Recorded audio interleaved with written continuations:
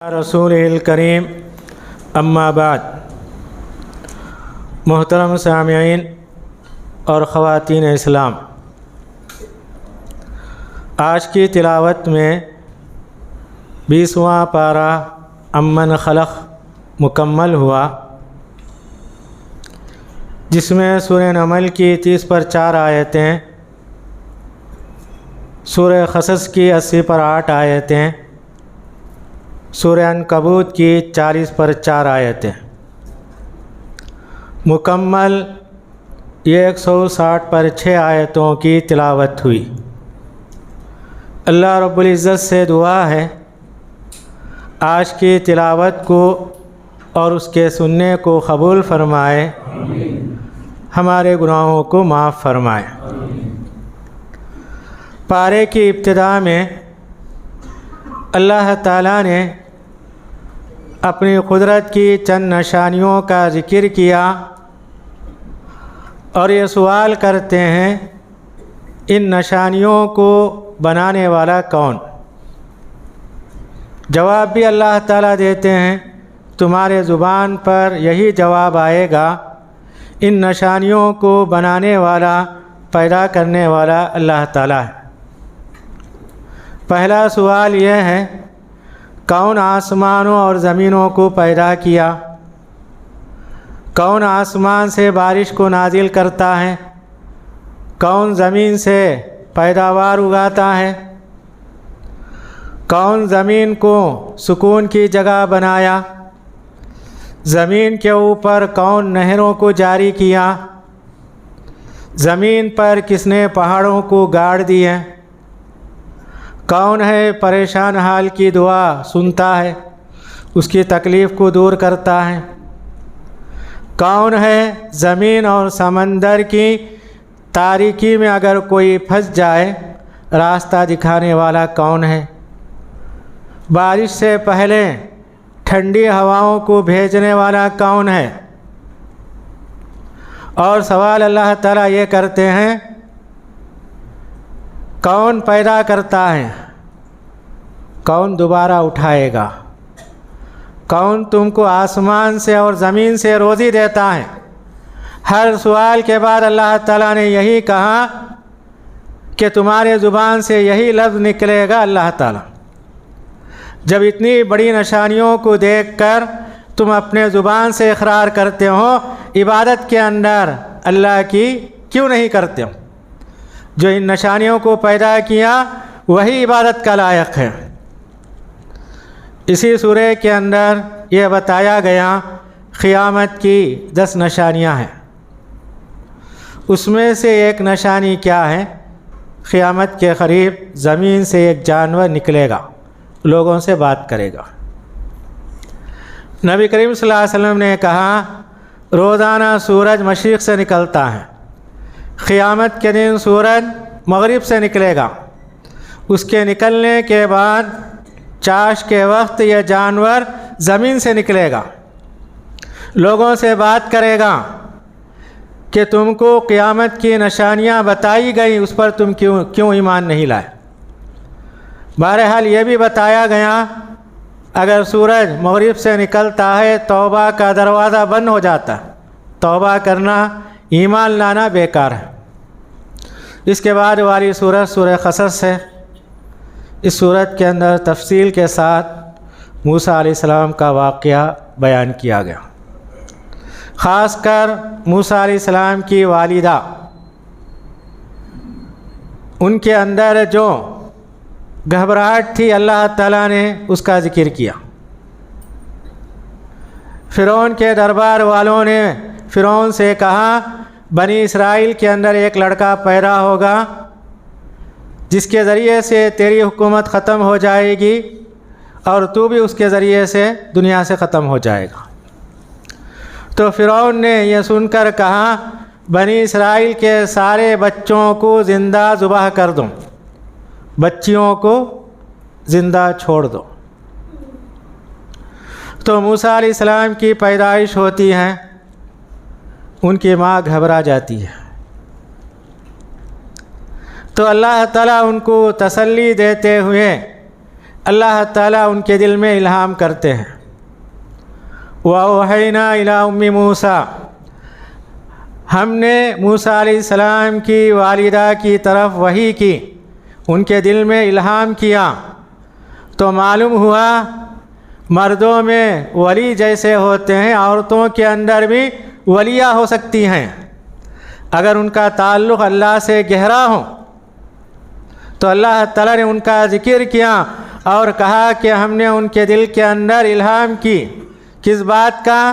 ان ارضعی، تم اپنے لڑکے کو دودھ پلاؤ، ولا تخافی ولا تحزنی، ڈرنے کی، غم کرنے کی کوئی ضرورت نہیں۔ اور اللہ تعالیٰ کہتے ہیں فَإِذَا خِفْتِ، اگر تم کو ڈر ہو جائے صندوق میں ڈال کے سمندر میں پھینک دو۔ اللہ تعالیٰ نے ان کے دل میں الہام کیا، ڈرنے کی کوئی بات نہیں، کیونکہ وہ بچہ صندوق میں اللہ کی نگرانی میں رہے گا، اس سے بڑھ کر کون حفاظت کرنے والا ہے؟ جب بچہ پیدا ہوتا ہے ماں کی ممتا ایسی ہوتی ہے بچے کو جدا نہیں کر سکتی، ایسی حالت میں اللہ تعالیٰ نے کہا ڈرنے کی کوئی بات نہیں، سمندر میں ڈال دو، نگرانی میں ہی کرنے والا ہوں۔ اور اللہ تعالیٰ خوشخبری دیتے ہیں اِنَّا رَادُّوهُ إِلَيْكِ، ہم یہی بچہ دوبارہ تمہاری طرف لوٹائیں گے۔ اور یہ بھی بشارت دیتے ہیں وَجَاعِلُهُ مِنَ الْمُرْسَلِينَ، اور ہم اسے رسول بنائیں گے، اس سے بڑھ کر اور خوشخبری کیا ہو سکتی ہے؟ تو موسیٰ علیہ السلام کی والدہ کا دل ٹھنڈا ہو گیا، اطمینان ہو گیا۔ جب ان کو گھبراہٹ محسوس ہوئی کہ فرعون کے لوگ گھر گھر تلاش کر رہے ہیں، کس کے گھر کے اندر بچہ پیدا ہوا ہے اسے ذبح کرنا، تو ان کی والدہ نے صندوق میں ڈال کے پانی میں پھینک دیا۔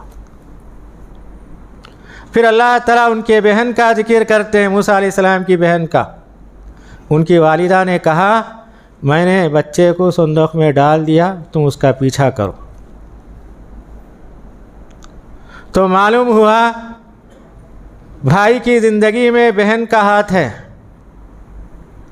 اور بہن پیچھا کرتی ہے، اور اللہ تعالیٰ کہتے ہیں اس طرح پیچھا کر رہی تھی لوگوں کو اس کا احساس نہیں ہو رہا تھا۔ لوگ کیا ہے خیال نہیں کرتے ہیں پیچھے کون ہے، بہن برابر ان کا پیچھا کر رہی تھی۔ وہی صندوق فرعون کے محل میں پہنچ گیا، تو فرعون نے کہا اسے لاؤ، لایا گیا، اس کے اندر بچہ ہے۔ تو فرعون کی بیوی حضرت آسیہ نے کہا لا تقتلوا، اسے قتل مت کرو۔ جبکہ فرعون کو احساس تھا کہیں یہ بچہ بنو اسرائیل کا نہ ہو، اس نے قتل کرنے کا ارادہ کر لیا۔ بیوی نے کہا لا تقتلوا، قتل مت کرو، عسیٰ ان ینفعنا او نتخذہ ولدا، ہم اسے بچہ بنا لیں گے، کیونکہ فرعون کو کوئی اولاد نہیں تھی، یا یہی بچہ ہمیں فائدہ دے گا۔ اور یہ بھی کہا قرۃ عین لی ولک، یہ بچہ ہمارے آنکھوں کا ٹھنڈک ہوگا۔ تو اس کے اندر یہ بات ہمیں سمجھ میں آتی ہے میاں بیوی کے اندر کتنی محبت ہوتی ہے۔ جبکہ فرعون قتل کرنے کے لیے تیار ہو گیا، بیوی کہتی ہے قتل مت کرو، تو شوہر کیا ہے بیوی کی بات سنتا ہے، اور جو لوگ بیوی کی بات نہیں سنتے، ظلم کرتے، وہ فرعون سے بڑھ کر ظالم ہیں۔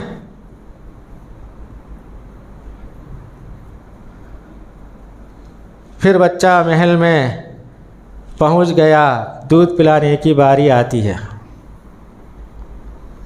ساری عورتیں دودھ پلانے کے لیے آتی ہیں، بچہ کسی کا دودھ نہیں پیتا۔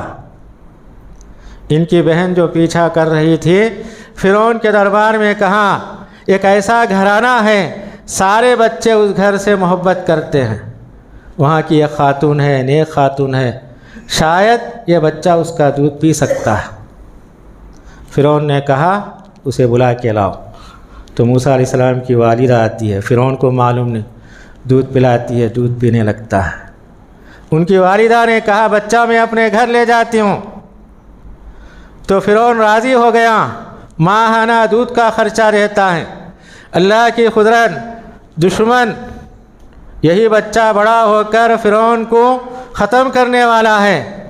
اللہ تعالیٰ اس کے ذریعے سے اس کی دودھ کا انتظام، خرچے کا انتظام کراتے ہیں، یہی اللہ کی قدرت۔ اس کے بعد اللہ تعالیٰ نے اور ایک واقعہ بیان کیا۔ موسیٰ علیہ السلام بڑے ہو گئے، جوان ہو گئے، فرعون کے محل میں رہتے رہتے مارکیٹ نکلے، بازار گئے، دو آدمیوں کو لڑتے ہوئے دیکھا۔ ایک آدمی فرعون کا اور دوسرا بنی اسرائیل کا آدمی لڑ رہے تھے۔ تو بنی اسرائیل کا آدمی موسیٰ علیہ السلام کو پکارا۔ موسیٰ علیہ السلام فیصلہ کرنے کے لیے، سمجھانے کے لیے گئے۔ فرعون کا آدمی نہیں سمجھ رہا تھا، ایک تماچا مارے وہ گر گیا، مر گیا۔ تو موسیٰ علیہ السلام کو فوراً افسوس ہوا، انہوں نے اللہ سے توبہ کی، اللہ تعالیٰ ان کی توبہ کو قبول کر لیا، ان کے گناہ کو معاف کر دیا۔ دوسرے دن موسیٰ علیہ السلام باہر آئے، وہی بنی اسرائیل کا آدمی فرعون کے دوسرے آدمی سے لڑ رہا تھا۔ تو بنی اسرائیل کا آدمی ان کو پکارا۔ تو موسیٰ علیہ السلام فیصلہ کرنے کے لیے، سمجھانے کے لیے آگے بڑھے۔ ان کا آگے بڑھنا بنی اسرائیل کے آدمی کی طرف تھا۔ اس نے سمجھا کل جس طریقے سے موسیٰ علیہ السلام فرعون کے آدمی کو مار دیے، قتل کر دیے، اسی طرح آج مجھے بھی ختم کر دیں گے۔ اس نے کہا جس طرح تم نے کل ایک جان کو قتل کر دیا، آج مجھے قتل کرنا چاہتے ہوں۔ یہ سننا تھا فرعون کا آدمی وہاں سے چھٹ گیا، فرعون کے پاس جا کر کہہ دیا آپ کے محل کے رہنے والا نوجوان ہمارے آدمی کو قتل کر دیا۔ تو فرعون نے کہا اب اسے قتل کر دینا چاہیے۔ تو فرعون کے دربار میں ایک نیک آدمی تھا، وہ دوڑتے ہوئے آیا موسیٰ علیہ السلام کے پاس۔ سارے لوگوں نے آپ کے قتل کا پلان بنا لیا ہے، آپ یہاں سے نکل جائیے۔ مفسرین نے کہا یہ آدمی کون ہے؟ قرآن میں اس کا نام نہیں بتایا گیا۔ اس نے ایسا مشورہ دیا، موسیٰ علیہ السلام کی زندگی بن گئی، یہاں سے نکلے پیغمبر بن کے دوبارہ آئے۔ تو اگر ہم کسی کو مشورہ دیں، ایسا مشورہ دینا چاہیے اس کی زندگی، اس کے حالات سدھر جائیں۔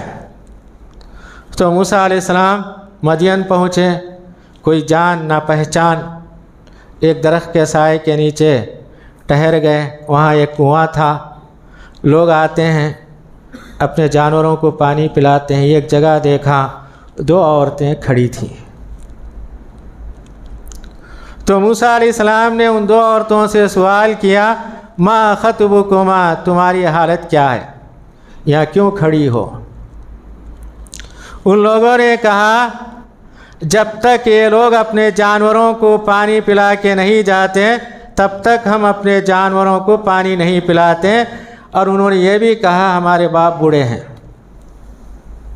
تو علماء نے کہا اس آیت کی روشنی میں اگر کوئی اجنبی آدمی اجنبی عورت سے بات کرتا ہے، اتنی ہی بات کرنا ہے جتنی ضرورت ہے۔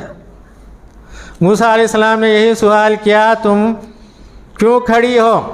انہوں نے جواب دیا جانوروں کو پانی پلانا ہے، ہمارے باپ بوڑھے ہیں، یہ کہہ کر چلے گئے۔ تو اس کے بعد موسیٰ علیہ السلام پانی پلاتے ہیں، وہ دو عورتیں اپنے جانوروں کو لے کر چلی جاتی ہیں۔ موسیٰ علیہ السلام درخت کے نیچے آ کر ٹہرتے ہیں، اللہ سے دعا کرتے ہیں ربی انی لما انزلت الی من خیر فقیر، اے اللہ جو بھی تو مجھ پر بھلائی نازل کرے گا میں اس کا محتاج ہوں۔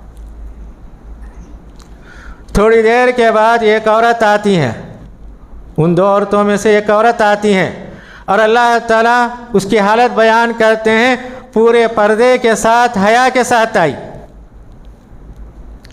وہ عورت آ کے کہتی ہے ہمارے والد آپ کو بلاتے ہیں، آپ نے ہمارے جو جانوروں کو پانی پلایا اس کا اجر دینے کے لیے۔ تو موسیٰ علیہ السلام اس عورت کے ساتھ جاتے ہیں۔ شعیب علیہ السلام ان کے والد ہوتے ہیں، بات چیت ہوتی ہے۔ موسیٰ علیہ السلام نے سارا واقعہ بیان کیا۔ تو شعیب علیہ السلام نے کہا ڈرنے کی کوئی بات نہیں۔ ان دو بیٹیوں میں سے ایک بیٹی یہ کہتی ہے اے ابا جان، موسیٰ علیہ السلام کو اپنے گھر کے اندر کام کے لیے رکھ لیجئے، یہ طاقتور بھی ہیں، امانت دار بھی ہیں۔ امانت دار اس اندازے سے اس عورت نے کہی جب وہ گھر آ رہے تھے، پوری دیانتداری کے ساتھ، امانت داری کے ساتھ موسیٰ علیہ السلام اس خاتون کے ساتھ آ رہے تھے۔ تو شعیب علیہ السلام نے کہا ٹھیک ہے۔ موسیٰ علیہ السلام سے کہتے ہیں 8 سال 10 سال میرے گھر میں رہ کر میری بکریوں کو چراؤ۔ انہوں نے کہا اگر 8 سال مکمل کرتے ہیں تمہاری مرضی، اگر 10 سال مکمل کرتے ہیں تمہاری مرضی، میں تم پر زبردستی نہیں کر سکتا۔ موسیٰ علیہ السلام راضی ہو گئے۔ 10 سال کے بعد وعدے کے مطابق شادی ہو جاتی ہے۔ 10 سال کی مدت ہمیں بتاتی ہے موسیٰ علیہ السلام نے اپنی بیوی کے لیے 10 سال کا مہر تھا۔ تو نبیوں نے اپنی بیویوں کے لیے بڑا مہر 10 سال انہوں نے خدمت کی، تب انہوں نے بیوی کو حاصل کی۔ آج ہمارے دور کے اندر مہر کی کوئی اہمیت نہیں ہے۔ تو غور کرنے کی بات ہے کہ مہر کے اندر ہمارا جو سوچنے کا معیار ہے بالکل گھٹیا ہے۔ ہم نبیوں کی زندگی کو پڑھ کر اپنی زندگی کے اندر ایسے نمونے پیش کریں۔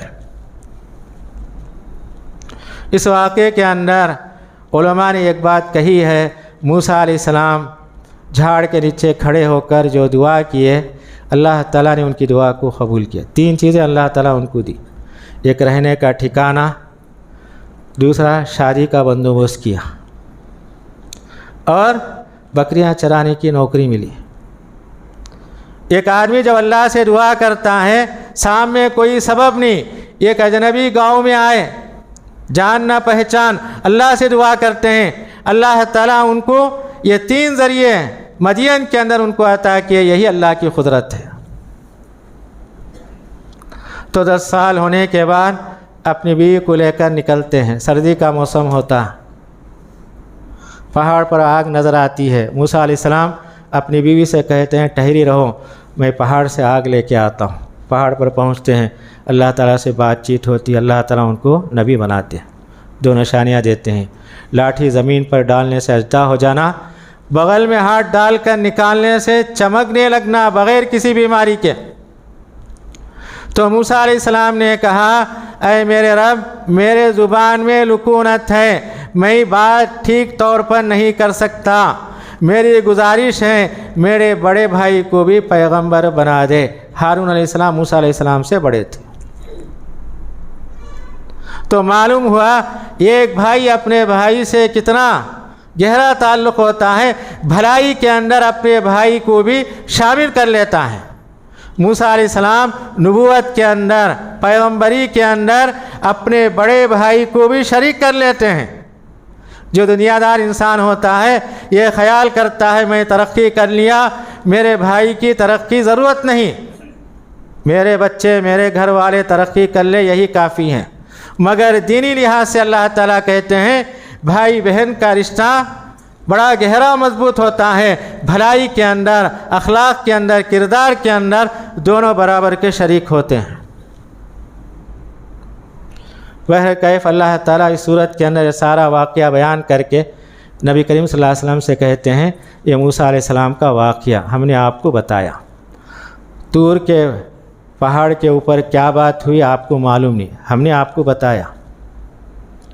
تو نبی کریم صلی اللہ علیہ وسلم جو کیا تھے، پیغمبر تھے، پرانے واقعات آپ کو معلوم نہیں تھے، اللہ تعالیٰ وحی کے ذریعے بتایا تو اللہ تعالیٰ اس کا تذکرہ آپ کے سامنے کرتے ہیں۔ اسی سورہ کے اندر اللہ تعالیٰ یہ کہتے ہیں اللہ کی قدرت کی نشانی کیا ہے، رات اور دن۔ اللہ تعالیٰ نے رات کا بھی وقت متعین کیا، دن کا وقت بھی متعین کیا۔ اللہ تعالیٰ یہ سوال کرتے ہیں اگر اللہ تعالیٰ ہمیشہ کے لیے 24 گھنٹے رات کر دے، دن لانے والا کون ہے؟ سوال کرتے ہیں۔ اللہ کے سوا دن لانے والا نہیں۔ اگر اللہ تعالیٰ 24 گھنٹے کے لیے دن کر دے، اللہ کے سوا کوئی رات لانے والا نہیں۔ اللہ تعالیٰ نے دن کا جو وقت متعین کیا، رات کا جو وقت متعین کیا، ہماری آسانی کے لیے، ہماری سہولت کے لیے، اس کا ہم استعمال کرتے ہیں۔ ہم پر ضروری بنتا ہے کہ اس کا شکریہ ادا کریں۔ اسی سورہ کے اندر یہ بات بتائی گئی، ہدایت اللہ کے ہاتھ میں ہے۔ ہم جسے چاہے اسے ہدایت نہیں دے سکتے۔ خود اللہ کے پیغمبر کسی کو ہدایت دینے کا ان کے ہاتھ میں ذمہ نہیں تھا۔ آپ کے چچا ابو طالب سکرات کے عالم میں پہنچ گئے۔ نبی کریم صلی اللہ علیہ وسلم دوڑتے ہوئے ان کے پاس گئے۔ انہوں نے کہا، زبان سے کلمہ توحید کا اقرار کر لو، میں اللہ کے نزدیک تمہارے لیے جھگڑا کروں گا۔ وہ کہنے والے ہوتے ہیں، ابو جہل کہتا ہے، اے ابو طالب، تم زندگی بھر باپ دادا کے دین پر تھے، مرنے سے پہلے تم بھتیجے کے دین کو قبول کرتے ہو۔ یہ سننا تھا۔ ابو طالب کہتے ہیں، میں اپنے باپ دادا کے دین پر مرتا ہوں۔ نبی کریم صلی اللہ علیہ وسلم کو بڑا افسوس ہوا۔ اللہ سے دعا کرتے ہیں، اللہ تعالیٰ نے ان کی دعا کو مسترد کر دیا، کیونکہ کافر مشرک کے لیے مغفرت کی دعا جائز نہیں۔ تو اللہ تعالیٰ اس آیت کے اندر یہی کہتے ہیں، اِنَّكَ لَا تَهْدِي مَنْ أَحْبَبْتَ وَلَكِنَّ اللَّهَ يَهْدِي مَن يَشَاءُ۔ آپ جسے چاہے اسے ہدایت نہیں دے سکتے، مگر اللہ تعالیٰ جسے چاہے اسے ہدایت دے سکتا ہے۔ سورت کے آخر میں اللہ تعالیٰ یہ کہتے ہیں اپنے پیغمبر سے، آپ کو یقین نہیں تھا آپ کے اوپر قرآن نازل ہونے والی، یہ اللہ کی مہربانی ہے۔ نبی کریم صلی اللہ علیہ وسلم پیغمبر بننے سے پہلے غار حرا جاتے تھے، جو آپ کو سمجھ میں آتی عبادت کرتے تھے۔ آپ کو یہ معلوم نہیں تھا میں غار حرا جاتا ہوں، یا وحی آنے والی ہے، جبرائیل آنے والے ہیں، قرآن اترنے والا ہے، آپ کو معلوم نہیں۔ الا رحمۃ من ربک، یہ اللہ کی رحمت ہے۔ اللہ تعالیٰ آپ کو پیغمبر بنایا، وہ بھی آخری پیغمبر بنایا، اور آپ کے ذریعے سے اللہ تعالیٰ نے نبوت کو ختم کر دیا۔ اس کے بعد والی سورہ سورہ عنکبوت، عنکبوت کے معنی مکڑی۔ پہلی آیت میں اللہ تعالیٰ یہ کہتے ہیں، جو بھی مسلمان ہیں یہ خیال نہ کرے ان کے اوپر دین میں مصیبتیں نہیں آئے گی، ضرور آئے گی۔ آج کے دور میں ہم امن کے ساتھ ہیں۔ ابتدائی دور ہم غور کرنا چاہیے، جو پہلے مسلمان ہوئے ان پر کتنی مصیبتیں آئیں۔ نبی کریم صلی اللہ علیہ وسلم کعبۃ اللہ سے ٹیک لگائے ہوئے تھے۔ صحابہ نے آ کر کہا، ہم پر مصیبتیں روزانہ بڑھ رہی ہیں، آپ اللہ سے دعا کیجئے۔ نبی کریم صلی اللہ علیہ وسلم ٹیکا چھوڑ دیتے ہیں اور کہتے ہیں، تم سے پہلے لوگ دنیا میں آئے، ان کے جسم کو آرے سے چیرا گیا۔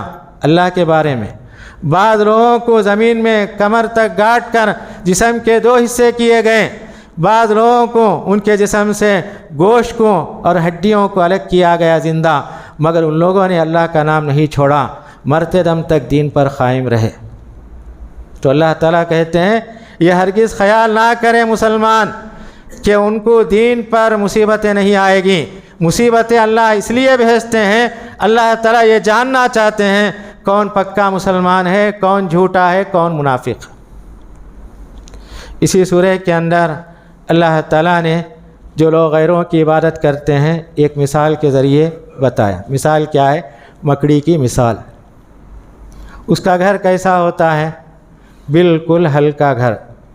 اِنَّ أَوْهَنَ الْبُيُوتِ لَبَيْتُ الْعَنْكَبُوتِ۔ اللہ تعالیٰ کہتے ہیں دنیا کے جتنے گھر ہیں ان میں سب سے ہلکا گھر کس کا ہے؟ مکڑی کا گھر ہے۔ ہم گھر بناتے ہیں، سیمنٹ باہر کی، مٹی باہر کی ہوتی ہے، مگر مکڑی جو گھر بناتی ہے اپنے تھوک سے بناتی ہے، اس کے جسم کا ایک حصہ ہوتا ہے، اتنا ہلکا گھر ہوتا ہے، ہوا آتی ہے گھر ٹوٹ جاتا ہے۔ تو اللہ تعالیٰ یہ مثال دے کر یہ کہتے ہیں جو لوگ غیروں کی عبادت کرتے ہیں ان کی مثال اسی طرح ہے۔ اللہ کی عبادت کریں اور اللہ کی عبادت اپنے لیے خاص کر لیں، غیروں کی عبادت نہ کریں، تو اللہ تعالیٰ یہ مثال بیان کر یہ کہتے ہیں وَتِلْكَ الْأَمْثَالُ نَضْرِبُهَا لِلنَّاسِ، ہم لوگوں کے لیے مثال بیان کرتے ہیں کیونکہ علم رکھنے والے سمجھے عقل کریں۔ پورے قرآن مجید کے اندر اس قسم کی مثالیں اللہ تعالیٰ نے 40 پر 3 مثالوں کو اللہ نے ذکر کیا۔ یہ بتایا کہ ان مثالوں پر غور کرو تم اللہ کی عبادت کے قائل ہو جاؤ گے، کیونکہ یہ مثالیں ہمیں بتاتی ہیں غیروں کی عبادت کرنا ہمارے لیے مناسب نہیں ہے۔ تو اگر آج کے پارے کے اندر یہ تمام چند اہم باتیں ہمارے سامنے آئی، اللہ تعالیٰ سے دعا ہے کہ اللہ تعالیٰ ان باتوں پر عمل کرنے کی توفیق عنایت فرمائے۔ والسلام علیکم ورحمۃ اللہ